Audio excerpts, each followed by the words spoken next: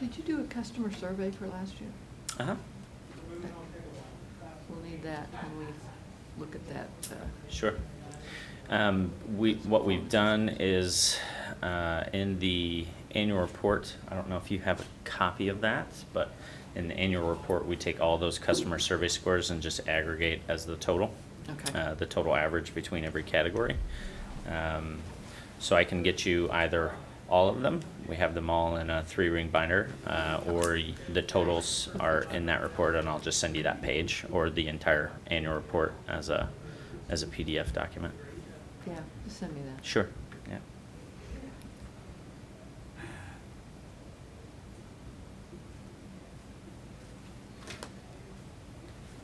Are we the very first one?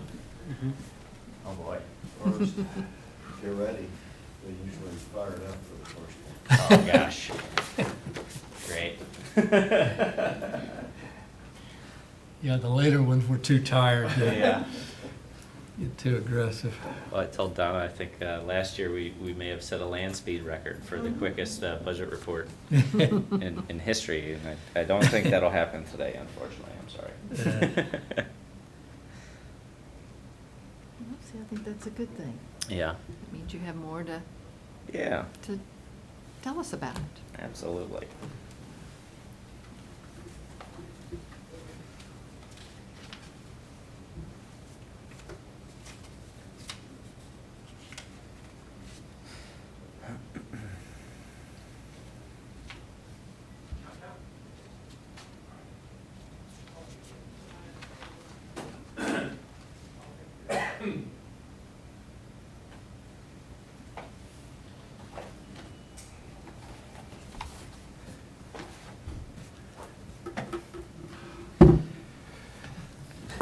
Let's get started.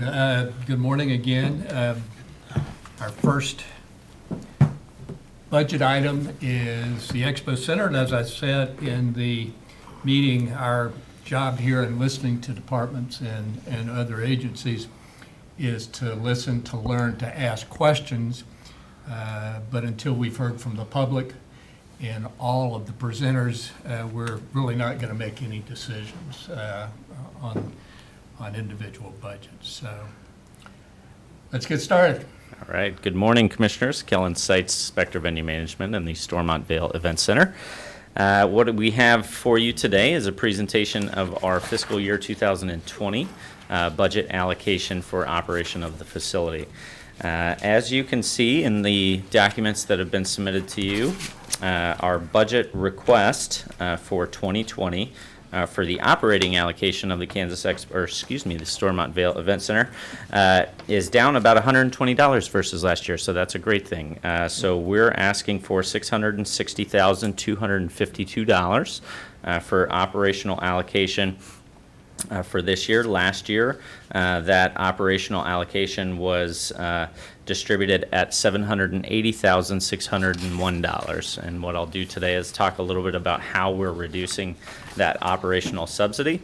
If you do look, based on the terms of the management contract between Spectra and the Stormont Vail Event Center, we are a zero management fee account. We're 100% incentivized on revenues and revenue production for the facility on how we earn our operational or management incentive to operate the facility. So what you will see is the incentive fee has increased this year for the 2020 year versus last year due to a number of reasons. More revenue being brought in by the facility, both from direct event income revenues, as well as partnership revenues, and so on and so forth there. So I'll jump into kind of where we are at.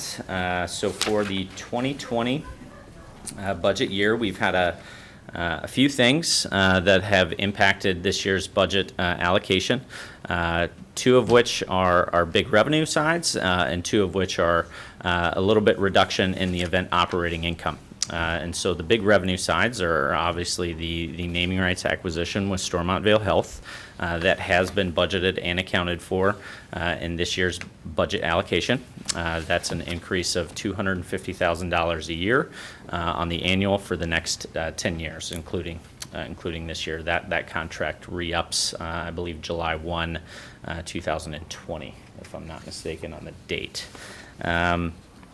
The other piece is some additional partnership revenues that have not been accounted for yet in our current financial year, which would be FY19, for partnership revenues that are going to be forthcoming. Now, some of those will hit this fiscal in 2019. However, the revenues associated with that or those partnership opportunities is accounted for in the fiscal year 2020 budget. So those are going to be some partnership activation pieces that will be made public in the coming months here. Things that surround the renovation, things like suites, things like in-zone bars, and so on and so forth with partnership opportunities there. One thing I did want to touch on is event operating income. Has increased versus the 2019 year, but by a slim margin. And part of that is due to the fact that Cirque du Soleil will not be coming back in 2020, but we do expect fully that they will be coming back in the 2021 year. So they're on a 16 to 18 month routing period. We were fortunate enough to have that route for 2 years in a row for the fiscal year. However, with the date ending up in April of this year, we likely won't get that back until 2021. So that revenue has been budgeted out for the 2020 year. The other piece was one of our equine events, which has moved property to a location, another venue location here in Kansas. So we budgeted that revenue out for that event as well. A couple things to note on indirect expenses. We have budgeted for a pretty significant increase in indirect expenses. The majority of that is coming through payroll benefits and merit wage increases. We budget for a 3% merit wage increase for all of our full-time employees. We have budgeted for a 5% increase to payroll benefits this year versus last year, with some of the spectra change and our payroll benefits and providers changing versus what we had the year prior. The other piece is we are looking to add an additional position. That position will be a events coordinator, so we have budgeted for that position as well as the payroll benefits and compensation allocations for that employee. What we do have, in good news, in the indirect expense is a decrease in electrical charges. So we are budgeting for a decrease of about 9%. Right now, through this fiscal year, we are recognizing just about 10% to 11% decrease in electricity savings through some of the renovations that have taken place. With that, we are also expecting to see a decrease in our gas usage as well, with the new boiler replacement system that went online back in earlier this year. We haven't had an opportunity to fully use that system since it's been put in place because we won't be using that until probably about September, October of this year, once the weather starts to cool down a little bit. But we have seen a pretty significant decrease in electrical costs and usage, summary costs for most of the HVAC system that has been renovated in X-Hall as well as Landon. So those are the high-level points that I wanted to touch on today. The piece that I know some had questions on were how we are budgeting for the net advertising sales and what that variance looks like. So in 2019, our budget for the net advertising sales is looking to be about $273,000. Okay, with the increase of the partnerships revenue from the naming rights activation, we're looking at and budgeting for 2020 of a net advertising sales revenue of $557,000. So that's a variance of about $283,000 between fiscal year 19 and fiscal year 20. And that does include, like I said, not only the naming rights revenues that come in, but also some additional partnership revenues that haven't yet been announced. I'm happy to take any questions on this piece before I move on to capital. I noticed insurance looks like it's taking quite a jump there. Is that, Let me find it real quick. Under indirect operational expenses. Correct. The insurance has taken quite a jump, and I believe what that is referencing is for this fiscal year 2020, we are now carrying on our operating budget the building's property insurance premium, which was previously being carried under the county's allocation. I'm not sure out of which account that was coming from, but that was an increase of $64,000. So we've increased that and now carrying that on the operating budget for the facility. Mr. Cook? Go through your ancillary revenues with me. Sure. I'm gonna jump down to parking. You have parking going from 0 to $94,744. That's a very significant increase in 1 year's time. How are we projecting to go from 0 to 94, almost 95,000 in parking? What I'm showing is that in 2019, we are looking at 110,346 in recognized revenue from parking income for this year. So 94 would be a slight reduction of that with losing Cirque and a couple of the other events. I'm not sure where you're On page seeing 0. Page 2, budget request, allocated 2019. Is that what was, we did not budget for anything for parking for 2019, but we've generated revenue for 2019? That's not distribution, it's not allocation. Do you want to explain that real quick? Most of that is going to be. Donna, you'll need to come up to the Oh, mic.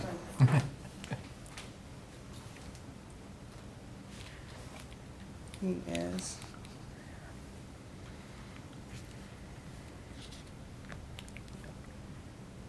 From the 40,000, okay. Yeah. Okay, most of that is going to be how it was allocated for in the, in 2019. With the changing of accounting systems, we also had a changing in how we were coding things into the system. So unfortunately, in 2018, 2019, one of the issues that we had was some of that was going into event income and some of it was being done as an ancillary item. Okay. So that has more to do with the allocation than it does an actual increase in parking. So do we see that same in the novelties where it goes from actual in 2018 of 5,673 down to 457? Correct. And part of that is the way some of those deal structures are being done. What we've put in place is some ways to negotiate the contracts with agencies and artist management representation groups to better incentivize them to bring content to the building. So what I've been doing is waiving a lot of our traditional novelty fee charges. What that is basically merchandise sales for whether it be family show for things like toys and shirts, or concerts would be shirts and CDs and artist memorabilia. The way that is traditionally done in most venues, including ours, is that we would operate the sales of those booths on the behalf of the artist or the artist management or contracting agent that we've produced the show with. What I have been doing is giving them 100% of those revenues in exchange for some other pieces that show a little bit higher revenue yield on our end. As you can see, the novelties don't traditionally generate a lot of revenue over the course of the year, so we focus on things like a better deal percentage split on a back end for a concert versus where it might be 85-15, we might go 80-20 split on the concert and let them have all of the novelties. We don't traditionally get a lot of that novelty revenue anyway. The traditional split of that is usually 75-25 or 80-20, depending on who's selling the merchandise. So giving that in exchange for a little bit higher revenue yield potential for our shows is beneficial in my opinion. Thank you. Sure. Betty, did you have any questions? Just on the concessions, is that another just allocation? I mean, it's going from 311 in 18 up to 495 in 19 and then down to 351. So Correct. It looks like maybe the parking or whatever had been included in that, or no? A lot of the concessions and ancillary revenues are based 100% on what type of event content we're going to be getting throughout the year. Okay. So when we lose shows like Cirque du Soleil or shows that generate a little bit higher ancillary revenues, whether it be concessions or parking or ticketing rebates and things of that nature, it's subject to fluctuate based on what event types we're getting in. So yes, to answer your... You do plan on that going up in 19 and then back down in Correct. 20, based Correct. on the shows? Okay. Yeah. Anything else? No.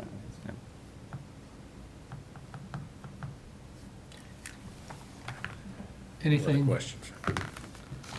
All right, and the 3% salary increase, I think, is very reasonable. 5% is for benefits, is that mostly health insurance? Yes, health insurance premiums and payroll benefits.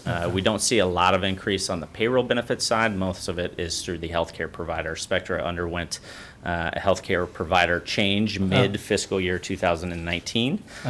So we're just trying to make accommodations to budget for that reciprocal increase.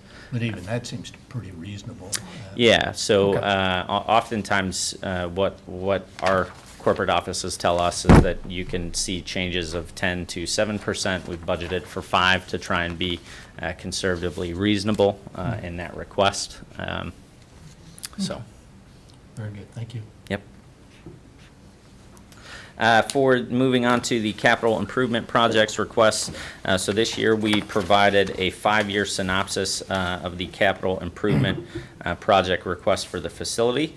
A lot of this, all of it, quite frankly, is aimed at things that help produce higher event revenues or reduce operating indirect expenses.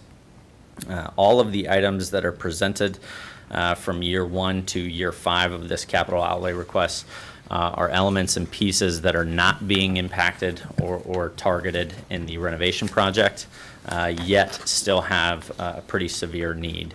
I'll jump into 2020. The capital request for 2020 is entirely aimed at how we can reduce the operating expenditure of producing our ice events. And that's everything from hockey to Disney on Ice to U.S. skating championships or anything else that we're looking to produce inside that space.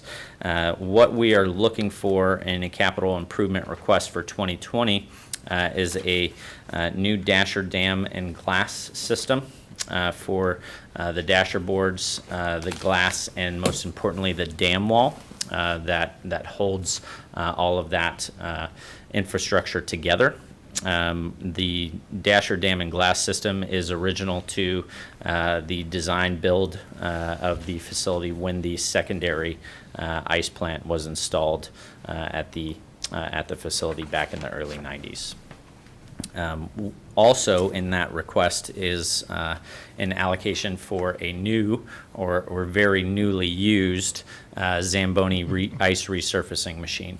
As you are probably aware, the Zamboni is approaching likely 30 years of age here in the coming years. So it's certainly got all of its useful life out there.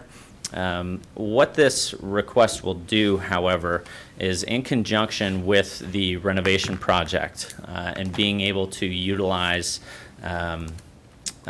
Landon Arena at the Stormont Vail Event Center as exclusive live ticketed event type content facility space, and moving a lot of our flat floor show type of content, the trade shows, the exhibition shows, the car shows and RV shows and so on and so forth, exclusively into Exhibition Hall, allows us to reduce the amount of times we have to produce the ice. It reduces the amount of staffing costs that it uses to build the ice. It also reduces the amount of indirect expense from ice paint, from wear and tear on the ice plant, from wear and tear on the Zamboni, all of the reciprocating factors that go into producing a sheet of ice. Just so you're kind of aware, producing a sheet of ice on average roughly averages about $9,000 per time. We have been able to, over the past couple years, reduce the number of ice builds that we've done. It's been as high as 9. This year it's down to 6. So we're trying to correlate and schedule our events in a manner that reduce the amount of ice builds. Once the renovation is completed, we're targeting an ice build schedule on the annual of about 3 times per year. And what the Dasher Dam and glass system will allow us to do is it's a bit more efficient. It's a lot quicker to set that up, so we have less staffing costs. Our return on that investment can be made back in an estimated 3 to 4 years.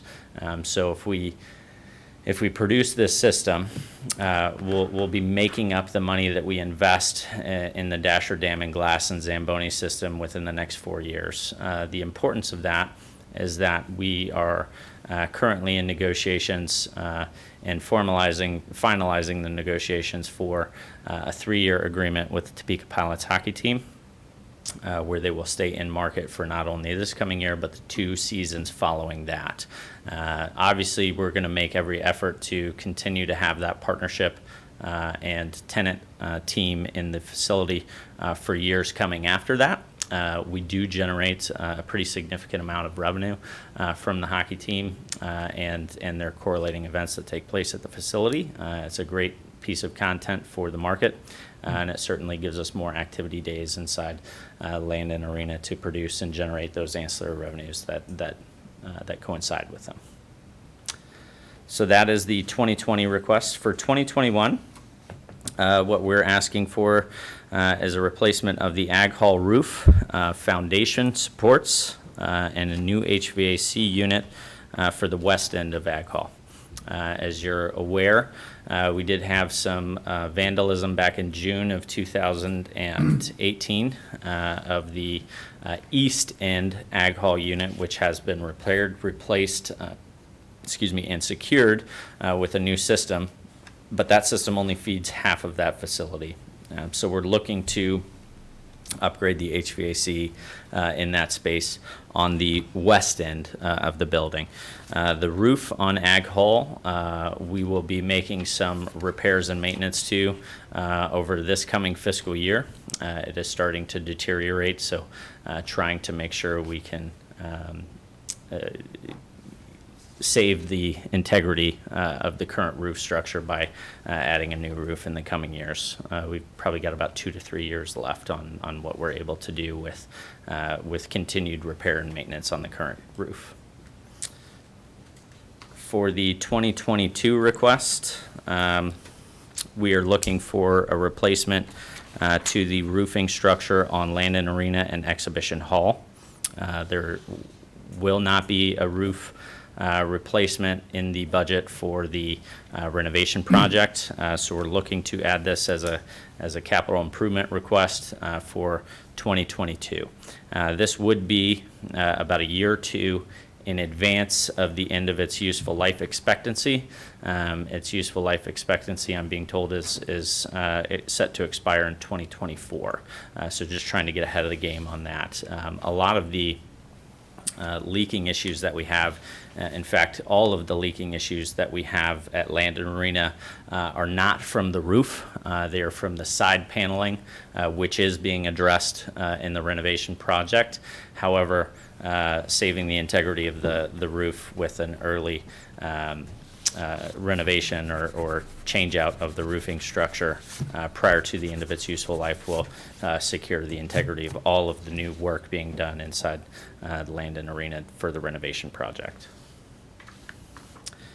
For the 2023 request, we are asking for a replacement of the Heritage Hall HVAC systems, windows and door replacement to some of the windows and doors, new fencing for a line of demarcation, as well as a seating replacement for that space that is more suitable for banquets and weddings for what most of that space is utilized for. And then some miscellaneous paint on the interior and exterior of the facility. Most of the window and door structures to that facility were renovated. Do you remember the exact date that those were done? I want to say the mid to late 90s is the last time that the doors and windows in that facility were renovated. I will have to check and get you an accurate date on when that was last done. But most of those aren't extremely energy efficient, and so we're trying to implement some procedures to reduce operational costs in that facility as well. So our 2023 request focuses primarily on Heritage Hall and upgrading the infrastructure there. The 2024, which is the 5th year and last year of our capital outlay request plan, we're asking for replacement of the 2 chillers that service Landon Arena and Exhibition Hall. The chillers are our primary infrastructure for providing chilled water to all the HVAC systems on the property. Right now, they're in pretty decent shape. We do some routine annual maintenance. In fact, we've done some maintenance to them even just over the last month due to some issues that we've had. However, they're still well within their useful life expectancy.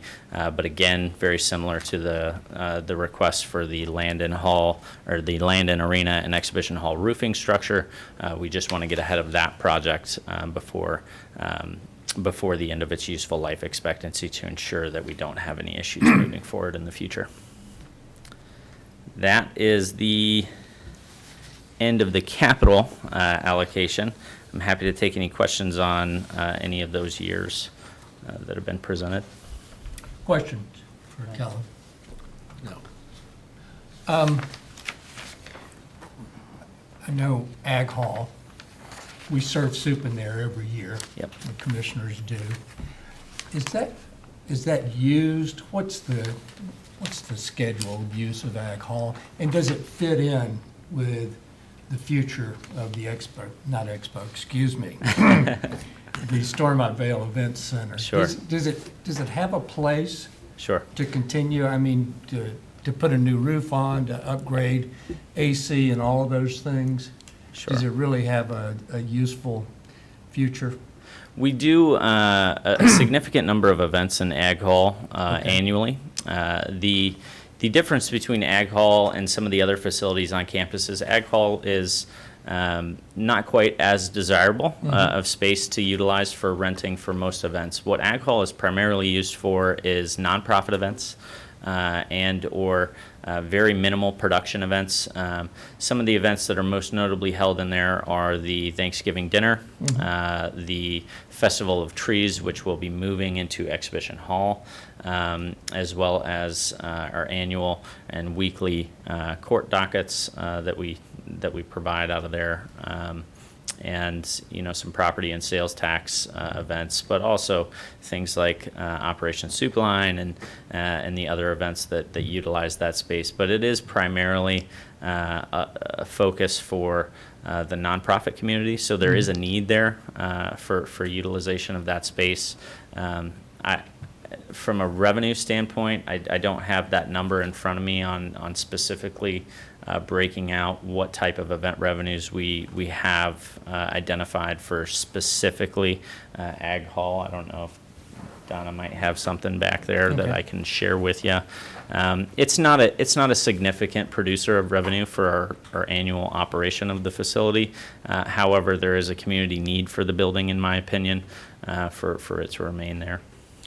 Well, I would, before we invest a lot more money in Sure. it, and you're talking about a couple of years before we do, and I appreciate that, I really would like to have some more information on Ag Hall, Absolutely. how it can be used.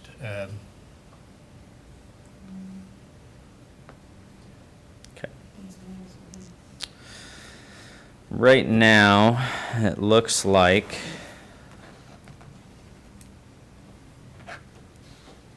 for this year, through 5 months ending in May, the revenues generated from Ag Hall are about $6,046. So in the grand scheme of things, it's a fairly small number in terms of annual event operating income.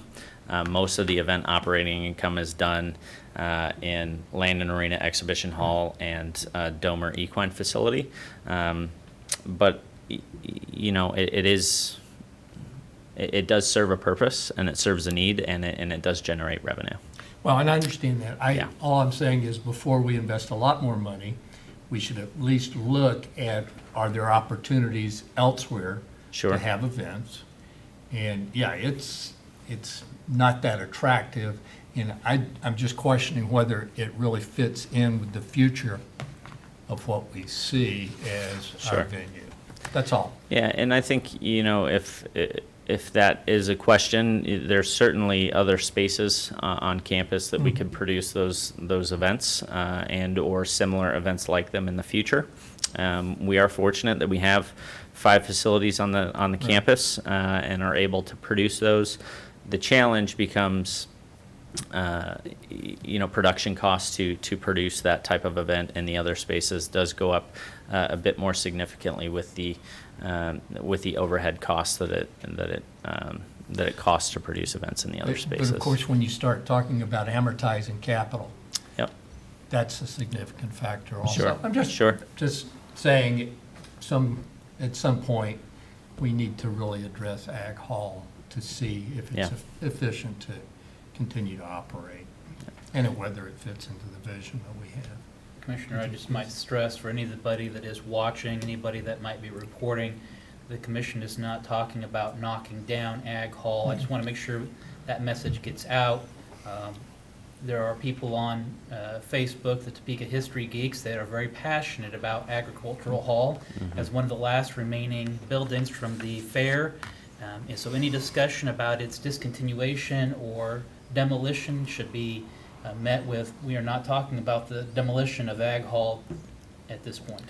No, we're talking about how does it fit in with the future of the venue. Sure. Thank you for Yeah. the clarification. Just want to make sure that's clear. I think it is. Any other questions for Kelly? All right. Very good. Thank you. That is? Thank you so much. Yep, absolutely. I remember when we signed the contract with Spectre years ago, or a couple of years ago, I guess it was, we had an option of whether we would participate in the excitement and the growth, or we would take a very conservative approach, and we opted to go we're gonna go all in on this, and I think it's worked out well for Shawnee County and our taxpayers, so. Well, we certainly appreciate the partnership and look forward to lots of bigger and more exciting things to come at the facility. So Very thank you good. again for that partnership, and we look forward to continuing to operate the space. Very good. Thank you, Kellen. Thank you, Donna, for being here. We are adjourned. We will reconvene at 11 to talk about the appraiser's office. Very good. Thank you.